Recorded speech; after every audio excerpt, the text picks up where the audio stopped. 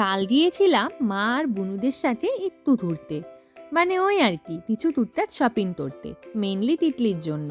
ও যাচ্ছে মানিবাড়ি ঘুরতে, ঘুরতে যাবে আর শপিং করবে না, তাই কি হয়? আমরা এই ছোটখাটো ডেইলি ওয়ারের জিনিসগুলো স্টাইল বাজার থেকেই কিনে থাকি।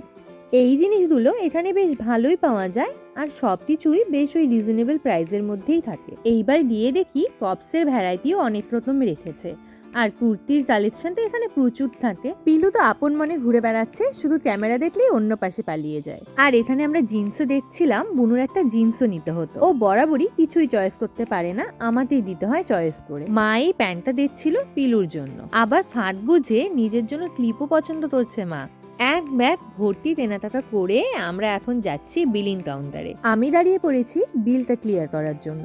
প্রায় রাত 10টা বেজে দিয়েছিল, তাই একদম ফাঁকাই ছিল। আমরা তাড়াতাড়ি বিল ক্লিয়ার করে বেরিয়ে পড়লাম। কি শপিং করলাম তা দেখাচ্ছি নেক্সট পার্টে।